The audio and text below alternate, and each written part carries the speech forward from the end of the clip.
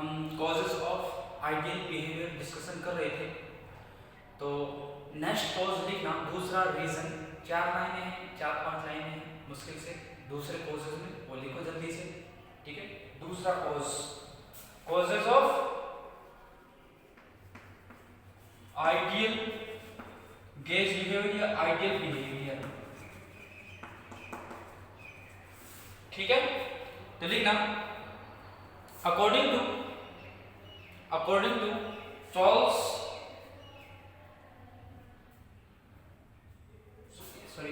according to kinetic theory of gases, Charles Lowney, according to kinetic theory of gases, there is no attraction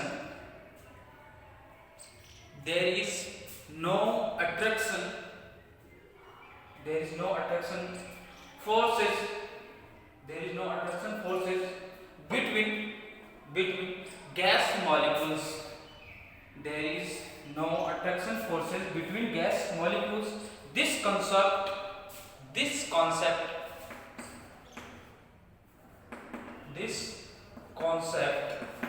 is seems to be right in low pressure and high temperature conditions। ठीक है, writing में ज़्यादा अच्छी नहीं है तो मैं बोल रहा हूं, लिख लेना। ठीक है, between gas molecules this concept seems to be right on at low pressure and high temperature conditions, but liquefaction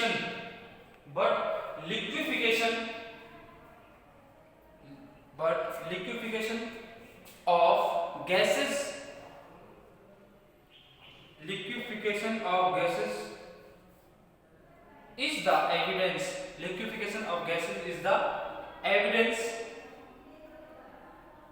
evidence that gases have attraction forces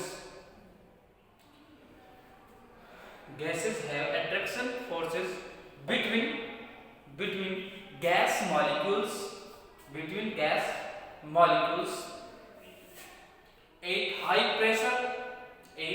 high pressure and low temperature। ठीक है, एक चीज है कंप्रेसिबिलिटी फैक्टर, उसे हम van der वाल equation के बाद देखेंगे। यहाँ उसे देखा जा सकता था वेरिएशन में, डेविएशन में पढ़ा जा सकता है, लेकिन लास्ट में देख लेंगे, कोई इश्यू नहीं है। तो हेडिंग डालना वान डेर वाल्स इक्वेशन। ठीक है, वान डेर वाल इक्वेशन क्या है? उसने जो आइडियल गैस समीकरण थी, आइडियल गैस इक्वेशन थी, वान डेर वाल ने उसमें कुछ करेक्शंस किए, उसमें कुछ मॉडिफिकेशन दिए। और क्या मॉडिफिकेशन दिए? जो दो कॉजेस थे जिस वजह से आइडियल बिहेवियर में डेविएशन हो रहा था, उनको एलिमिनेट किया और इक्वेशन दी, और इसी के नाम पे उसे वान डेर वाल इक्वेशन कहा जाता है। अब देखो, मैं लिख रहा हूं PI, आइडियल गैस इक्वेशन क्या है, या लिख देता हूं, आइडियल गैस इक्वेशन क्या है? PIVI equal to nRT। ठीक है, मॉडिफिकेशन करने की जरूरत कहां पड़ी? यहां प्रेशर में और वॉल्यूम में, क्योंकि प्रेशर यानी हाई प्रेशर पर वेरिएशन आ रहा था, और वॉल्यूम यानी जो गैसेस मॉलिक्यूल्स के जो वॉल्यूम था उसको हम नेग्लेक्ट कर रहे थे। क्या कर रहे थे? नेग्लेक्ट कर रहे थे, इग्नोर मार रहे थे। तो सबसे पहले देखेंगे प्रेशर या वॉल्यूम लिख लेते हैं पहले, वॉल्यूम करेक्शन, वॉल्यूम करेक्शन। ध्यान से सुनना, देखो मान लो आइडियल गैस है वो इतना वॉल्यूम रखती है, और ये वॉल्यूम कौन सा वॉल्यूम होता था इसके बारे में देखो, ध्यान से सुनना कि रियल गैसेस में जब हम आइडियल गैस की बात करते थे तो उसमें जो गैस मॉलिक्यूल्स का वॉल्यूम था उसे नेग्लिजिबल मान के छोड़ रहे थे, लेकिन हाई प्रेशर पर वो नेग्लिजिबल नहीं होता, तो हम बिगिनिंग में लो प्रेशर पे भी उसे नेग्लिजिबल नहीं लेके चल रहे, कि हम ये मान के चल रहे वो वॉल्यूम प्रेजेंट है, ठीक है। और मैं उस वॉल्यूम को क्या कहता हूं, उस वॉल्यूम को यानी रियल गैसेस के लिए उस वॉल्यूम को किससे रिप्रेजेंट कर रहा हूं, बी से रिप्रेजेंट कर रहा हूं, यानी गैस के जो मॉलिक्यूल्स हैं उनका वॉल्यूम कितना है, बी है। यदि मॉलिक्यूल्स कितने हो, या मैं कहूं मोल्स, नंबर ऑफ मोल्स कितने हो, n हो, तो मॉलिक्यूल्स क्या होगा, यानी जो वॉल्यूम होगा गैस मॉलिक्यूल्स का वो कितना होगा, NB होगा, ठीक है। यह वह वॉल्यूम होगा जिसमें molecules of gases can not move independently या फ्रीली मूव नहीं कर सकते। मैं क्या कह रहा हूं, कौन सा वॉल्यूम है जिसमें जो मॉलिक्यूल्स है फ्रीली मूव कर पा रहे हैं, वो मान लो V है, ठीक है। और किस में नहीं कर रहे, इसमें नहीं कर रहे, मैंने क्या कहा, गैस मॉलिक्यूल प्रेजेंट है, उनके वॉल्यूम को नेग्लिजिबल नहीं कर सकते, तो मैं लिखूंगा VI equal to V minus NB, क्या लिखूंगा, V माइनस NB, यानी आइडियल गैस का वॉल्यूम कितना होगा, यानी गैस का यानी कंटेनर का जो वॉल्यूम है माइनस इतना, क्योंकि इसी वॉल्यूम में, इस वॉल्यूम में गैस मॉलिक्यूल्स फ्रीली मूव नहीं कर पा रहे, और ये वॉल्यूम होगा टोटल जिसमें वो फ्रीली मूव कर पाएंगे, इसमें नहीं कर रहे, और ये घटा दें, रिड्यूस कर दें, सब्सट्रैक्ट कर दें टोटल वॉल्यूम में से, तो मेरे पास VI आता है, यानी आइडियल सिचुएशन आती है जिसमें वो मॉलिक्यूल्स फ्रीली मूव कर पाते हैं। क्लियर? तो ये है वॉल्यूम करेक्शन। अब बात करते हैं प्रेशर करेक्शन के बारे में, ध्यान से सुनना।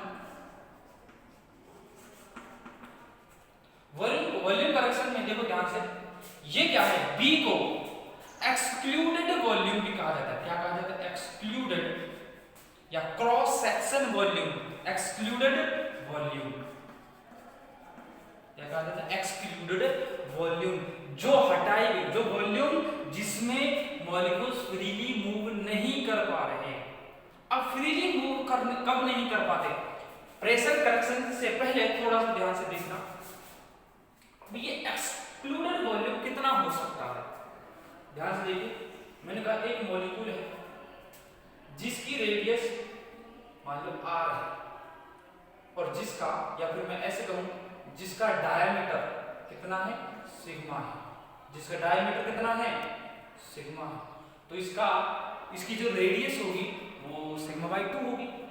तो एक दूसरा मॉलिक्यूल है जो इसे क्या करता है, कोलिजन करता है, क्या करता है, कोलिजन करता है,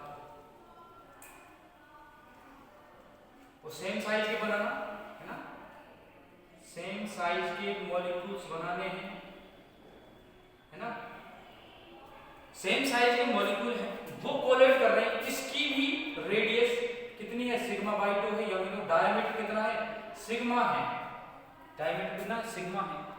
तो यह जो वॉल्यूम है इसको बोला जाता है एक्सक्लूडेड, यानी इस वॉल्यूम में क्या कौन नहीं आ सकता, कोई दूसरा मॉलिक्यूल नहीं, जब कोलाइड कर रहे हैं, यानी ये मैक्सिमम नियर हो सकते हैं, जब दो मॉलिक्यूल्स कोलिजन कर रहे हैं तो वो मैक्सिमम नियर हो सकते हैं। तो जो कोलिजन डायमीटर है, कोलिजन डायमीटर क्या कर, कोलिजन डायमीटर जो हमने कहां पढ़ा था, ध्यान करो, जब मैंने काइनेटिक्स बताई थी तो मैंने वहां Z11 लिखा था, ध्यान है क्या, और Z12 लिखा था। जब मॉलिक्यूल सेम हो, जब मॉलिक्यूल्स डिफरेंट हो, और ये एक्सक्लूडेड वॉल्यूम कितना होता है इनके, इतना होता है। यानी जब ये दो मॉलिक्यूल आपस में कोलिजन कर रहे होंगे तो तीसरा मॉलिक्यूल इनसे कोलिजन नहीं कर रहा होगा। तो देखो देखो पॉसिबिलिटी क्या है, एक समय पर ऑन ए पर्टिकुलर टाइम यहां से एक मॉलिक्यूल और आ सकता है, यहां से और मॉलिक्यूल आ सकता है। देखो मैंने छोटा मॉलिक्यूल दिखाया पर इसका डायमीटर इतना दिखाना बड़ा, थोड़ा सा इसका डायमीटर थोड़ा सा बड़ा दिखाना,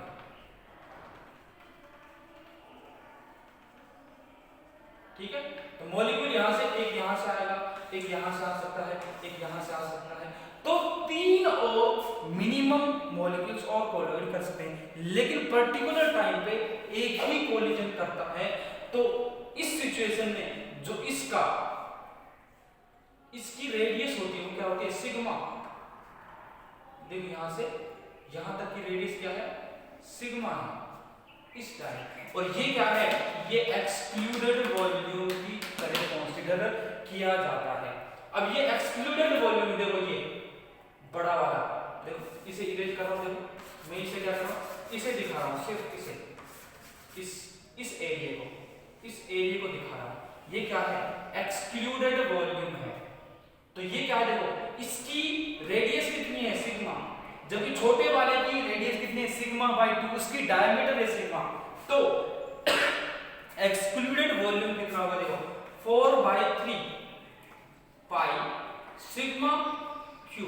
ये कितना होगा, ये एक्सक्लूडेड वॉल्यूम होगा किन के लिए, 2 मॉलिक्यूल्स के लिए। कितने मॉलिक्यूल्स के लिए, 2 मॉलिक्यूल्स के लिए कोलिजन डायमीटर, यानी यहां मैं क्या कह सकता हूं, कोलिजन डायमीटर थोड़ा सा डिफरेंट है, लेकिन ध्यान रहे ये क्या है, एक्सक्लूडेड वॉल्यूम है, एक्सक्लूडेड वॉल्यूम है। जब देखा गया ये 2 के लिए है, जब एक के लिए निकालूंगा तो मैं 2 से डिवाइड कर दूंगा तो क्या हो जाएगा, 1/2 multiply by 4/3 pi sigma Q एक के लिए। अब एक मॉलिक्यूल का जो वॉल्यूम है वो कितना है, ध्यान से मैं समझाने की कोशिश कर रहा हूं, ये हमें जरूरत पड़ेगी हम एक्सक्लूडेड वॉल्यूम का कैलकुलेशन करेंगे। पर इसे ऐसा करो, अभी छोड़ दो, बहुत आसान है, वहां अलग से समझ लेंगे नेक्स्ट क्लास में, ठीक है। अब मुझे वाटर वाल इक्वेशन पे फोकस करना है, थोड़ा सा दोबारा रिवाइज करवा दूंगा, दोबारा बता दूंगा, लेकिन मुझे यहां देखना, प्रेशर करेक्शन देखना है, ठीक है। प्रेशर करेक्शन, मान लो एक कंटेनर में बहुत सारी गैसें बनी हुई। अब काइनेटिक थ्योरी ऑफ गैसेस के अकॉर्डिंग क्या होता है कि जो गैसेस हैं उनके बीच में ना तो अट्रैक्शन होते हैं ना ही रिपल्सन होते हैं। क्या होते हैं, ना ही रिपल्सन होते हैं ना ही अट्रैक्शन। यानी अट्रैक्शन फोर्सेस को कहा था कि गैस मॉलिक्यूल्स के बीच में कोई अट्रैक्शन नहीं होता, जबकि लिक्विफिकेशन ने प्रूव किया कि अट्रैक्शन होता है।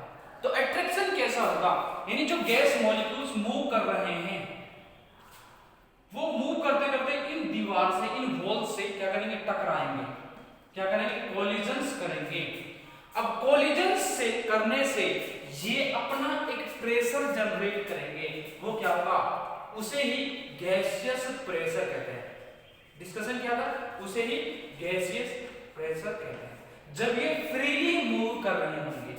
अब ये तो काइनेटिक थ्योरी ने बताया, काइनेटिक थ्योरी ऑफ गैसेस ने बताया कि ये फ्रीली मूव कर रहे हैं, जबकि रियलिटी में फॉर रियल गैसेस ये फ्रीली मूव नहीं कर रहे। यानी इसके चारों ओर जो मॉलिक्यूल्स हैं गैस, इसको क्या कर रहे होंगे, अट्रैक्ट कर रहे होंगे। क्या कर रहे होंगे, अट्रैक्ट कर रहे होंगे। जब अट्रैक्शन करेंगे, देखो यहां से मान लो मॉलिक्यूल चला, दूसरा मॉलिक्यूल गया, इसको थोड़ी देर के छोड़ो, यहां से मॉलिक्यूल इधर गया, ठीक है। अब यहां से देखो इस मॉलिक्यूल को चारों तरफ से क्या कर रहे हैं, मॉलिक्यूल्स अट्रैक्ट कर रहे हैं, ठीक है, अट्रैक्ट कर रहे हैं। जैसे ये इस दीवार पर आएगा तो कितने साइड से मॉलिक्यूल अट्रैक्ट कर रहे होंगे, सब तरफ से। मैंने पॉसिबल डायरेक्शन दिखाई है, कितनी दिखाई है, पॉसिबल डायरेक्शन। इधर से अट्रैक्शन नहीं होगा, तो जितनी तेज ये इस दीवार से, इस वॉल से टकराने चाहिए, उतनी तेजी से, उतने मोशन से, उतनी वेलोसिटी से ये नहीं टकराते,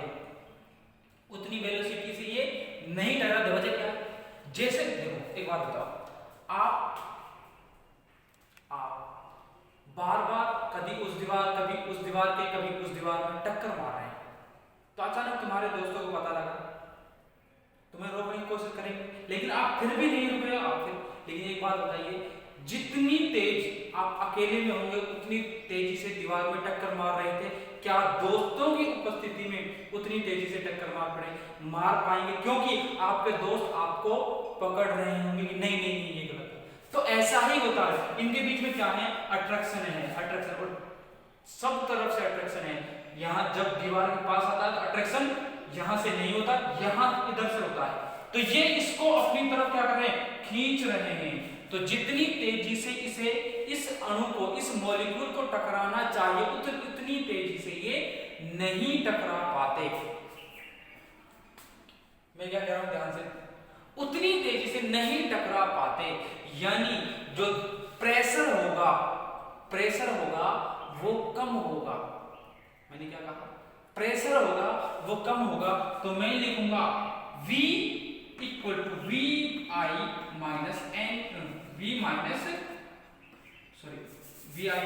P, P equal to P I minus P dash. यानी जितनी तेजी से टकराना चाहिए, इतनी तेजी से इतना दाब लगाना चाहिए, इतना प्रेशर लगाना चाहिए, लेकिन इतना नहीं लग रहा। कितना कम लग रहा है? इतना कम लग रहा है, इतना कम लग रहा है। तो मैं कहूंगा पी आई में से टी को क्या कर दूंगा?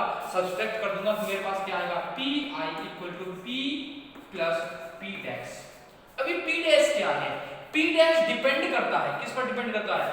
पी डैश डिपेंड करता है या प्रोपोर्शनल टू होता है डेंसिटी ऑफ गैसेस, यानी रो से रिप्रेजेंट कर रहा हूं या डी से रिप्रेजेंट कर सकते हो, डी से, यानी गैस जितनी डेंस होगी ये पी डैश उतना ही ज्यादा होगा। इसे कहते हैं pressure correction factor. Pressure correction factor या इसे समटाइम्स प्रेशर फैक्टर भी बोलते हैं, प्रेशर करेक्शन फैक्टर। क्लियर? ये पी डैश क्या है? पी डैश डिपेंड करता है डेंसिटी के प्रोपोर्शनल होगा, और डेंसिटी हम जानते हैं, डेंसिटी किसके प्रोपोर्शनल होगी? किसके प्रोपोर्शनल होगी? नंबर ऑफ मोल्स, यानी जितने नंबर ऑफ मोल्स होंगे, डेंसिटी किस पे डिपेंड? जितने नंबर ऑफ मोल्स होंगे अपॉन वॉल्यूम कितना है। देखो इसको वॉल्यूम अपॉन में क्यों लिखा? देखो डेंसिटी जितनी ज्यादा होगी, कब ज्यादा होगी? जब नंबर ऑफ मोल्स ज्यादा होंगे। अब V से क्या पता चला? V इनवर्सली प्रोपोर्शनल क्यों लिखा? क्योंकि वॉल्यूम ज्यादा होगा तो डेंसिटी कम होगी। भाई ज्यादा जगह में कम मॉलिक्यूल्स आएंगे, और कम जगह में यदि वॉल्यूम घटा देंगे, कम स्पेस में कम वॉल्यूम में ज्यादा मॉलिक्यूल्स आएंगे, तो वॉल्यूम के इनवर्सली प्रोपोर्शनल होता है D, यानी डेंसिटी। ठीक है, तो मैं डायरेक्टली लिख सकता हूं P डैश इज प्रोपोर्शनल एक minute, P dash equal to P dash proportional to है D स्क्वायर के, P डैश प्रोपोर्शनल टू है D स्क्वायर के, तो P डैश प्रोपोर्शनल टू होगा, देखो इसके n अपॉन v के स्क्वायर के। ठीक है, जैसे मैं प्रोपोर्शनल टू साइन हटाऊंगा तो मुझे P डैश मिलेगा a n square upon v square. a और b क्या है? a and b are van der Waals constant. यहां लिखेंगे सिर्फ a के बारे में, a क्या है? कांस्टेंट है। क्या है? कांस्टेंट है। तो यहां पुट कर रहा हूं, देखो P I equal to P plus P dash कितना? देखो a n square upon v square. यहां से मुझे पी आई मिल गया और यहां से मुझे वी आई मिल गया, और मेरे पास इक्वेशन क्या है? P I V I equal to N R T. देखो पी क्या है? P plus A N square upon V square. V I क्या है? V minus N V equal to N R T. क्या है? यही क्या है? वैन डर वाल्स समीकरण है, वैन डर वाल्स इक्वेशन है, जहां A and B are van der Waals constant, van der Waals constant. Clear? देखो इरेज करूं, दोबारा से चीजें समझेंगे, कोई इश्यू नहीं है ऐसा बड़ा।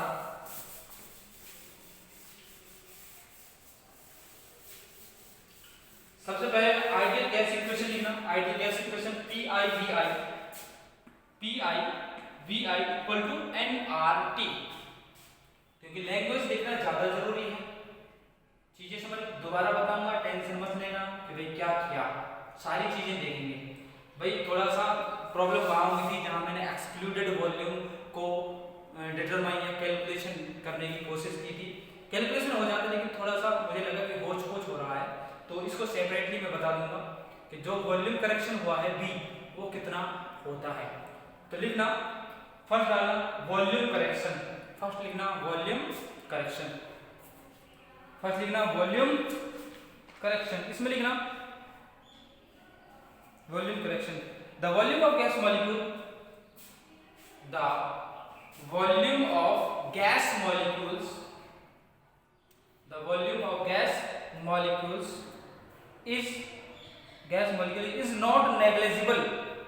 is not negligible for real gases, negligible for real gases.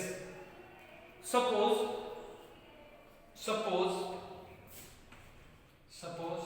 B is the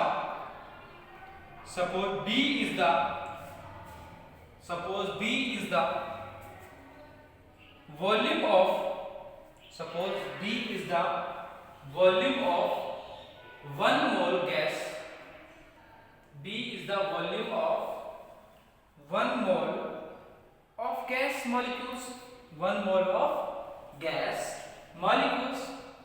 B is the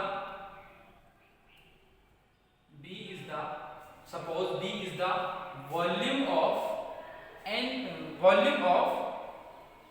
1 mole of gas molecules, and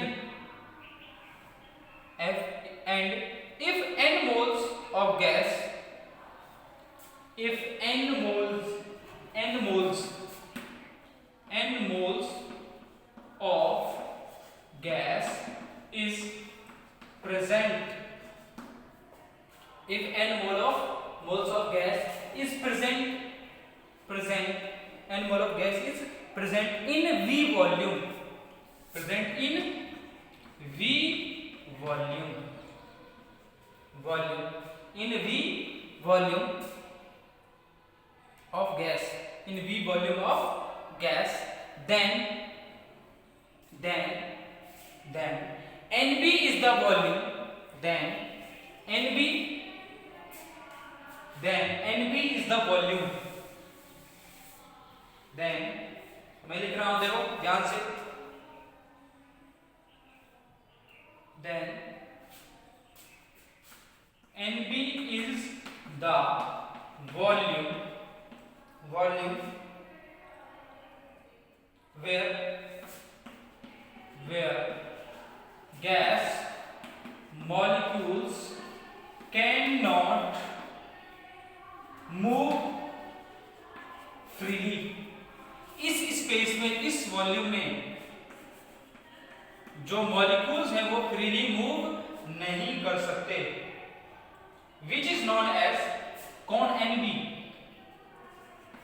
which is known as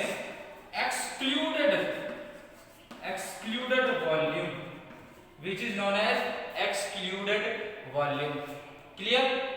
Which is known as excluded volume. So available volume क्या होगा, जो होना चाहिए था उससे क्या होगा, कम होगा. So available volume will be lesser for movement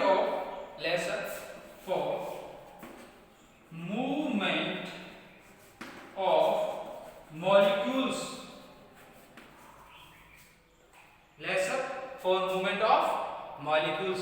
वो क्या होगा, VI कितना होगा, एक्चुअल में से कितना रिप्लेस कर दें या रिड्यूस कर दें, NB रिड्यूस कर दें, क्या कर दें, V माइनस एन बी। अब लिखना दूसरा प्रेशर करेक्शन, दूसरा लिखना प्रेशर करेक्शन, इसे इरेज कर रहा हूं। NB is the volume where gas molecules cannot move freely, which is known as excluded volume. So available volume will be lesser for movement of molecules. Movement of molecules.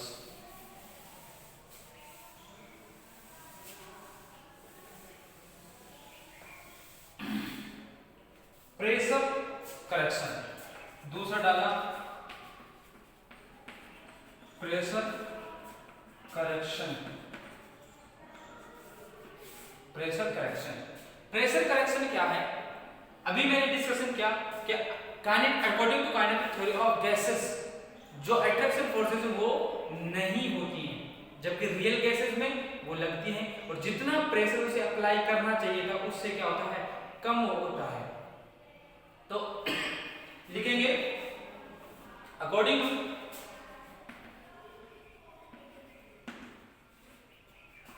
To kinetic theory of gases, kinetic theory of gases, gas molecules collide पर, gas molecules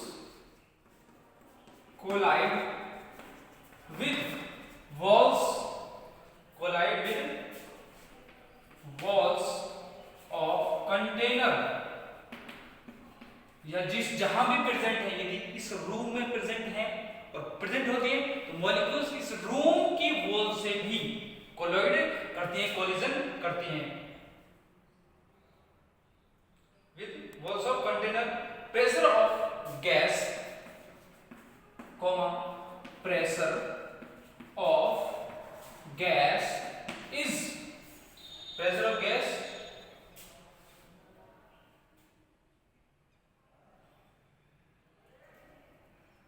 is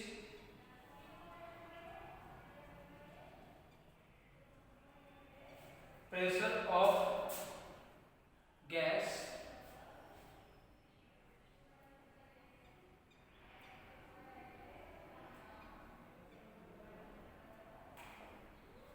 pressure of gas is generated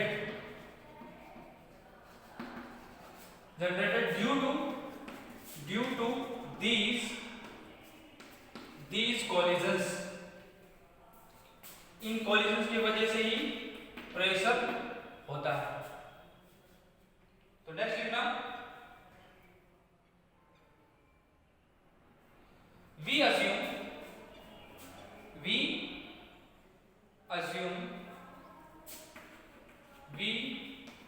next line में we assume what we assume that there is, assume that there is no force of attraction, that there is no force of attraction। मुझे लगता है इसे ज्यादा time लग रहा है, तो बेटर ये रहेगा कि लिख लो। मैं कई बार देखा भी है कि टाइम टेकिंग होता है, ठीक है, इसलिए बोलना ज्यादा बेटर रहेगा, है ना। लिखना we assume that there is no force of attraction, there is no force of attraction between attraction, force of attraction between ideal gas molecules,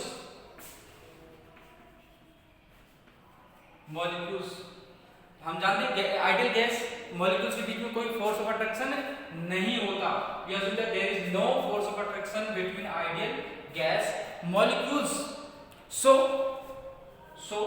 molecules collide naturally. Molecules collide naturally, but we know that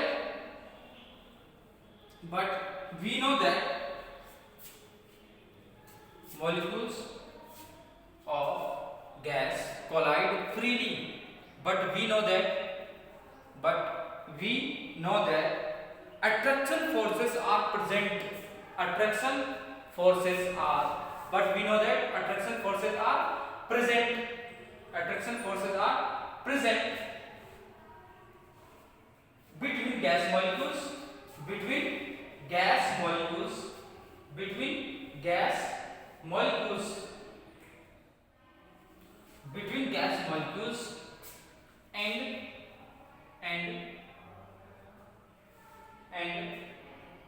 gaseous pressure, and gaseous pressure affected surely, यानी affect होता है, gaseous pressure affect surely, gaseous pressure affect surely. Next line में affect surely कितना affect होता है, कम हो जाता है. So we can say gaseous pressure of real gases is, so we can say gaseous pressure of real gases, gaseous pressure of real gases is always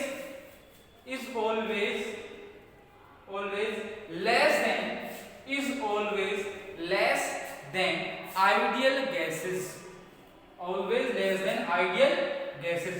तो मैं P लिखता हूं, P इक्वल क्या होता है, या मैं Pi लिखता हूं direct, P plus P dash, और P डैश क्या है, करेक्शन फैक्टर है. क्या है, करेक्शन फैक्टर है. P dash is correction factor. ठीक है, ऐसे ही लिखना. तो P dash, we know that P dash is proportional to rho. Here rho is density of gas. गैस की डेंसिटी है जिस कंटेनर में वो प्रेजेंट है. ठीक है, रो स्क्वायर मैंने डी एज्यूम करो या रो से एज्यूम करो. Since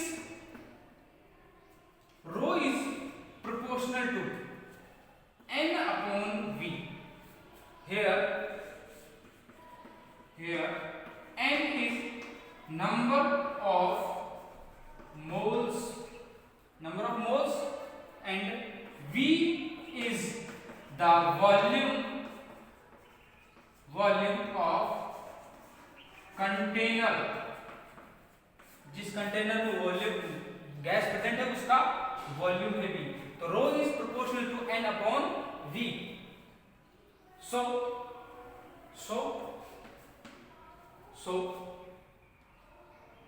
rho is proportional to p is proportional to p dash की बात करें, proportional to n square upon v square. ठीक है, तो p डैश इक्वल होगा a n square upon v square, a n square upon v square. इस term को कहां रखूंगा, यहां रखूंगा. तो pi so pi equal to p plus a n square upon v square, a n square upon v square. Since ideal gas equation, यहां से rate करूं,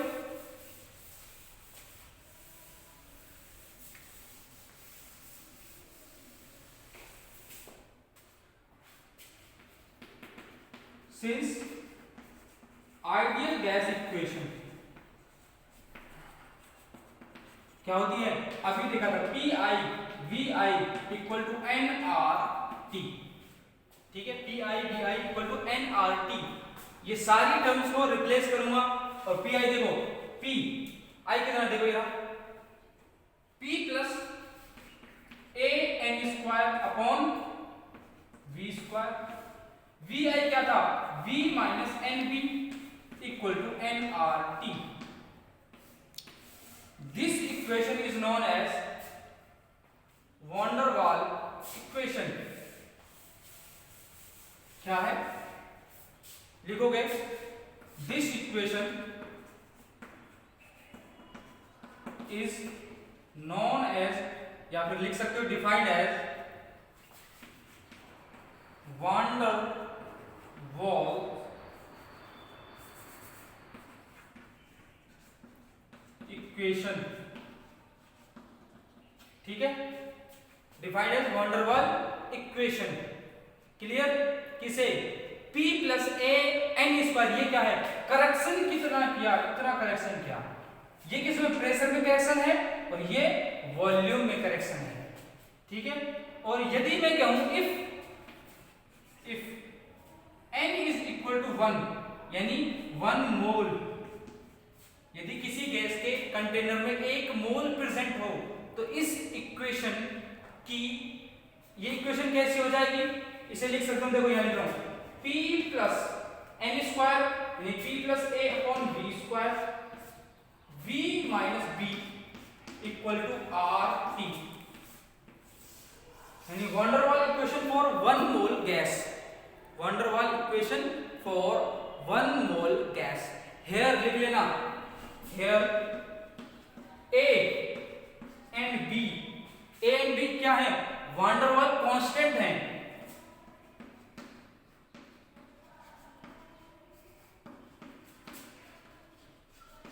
वान der Waals constant which depends on the nature of gas, जो depend करता है nature of gas पर, लिख लेना which depends on nature of gases.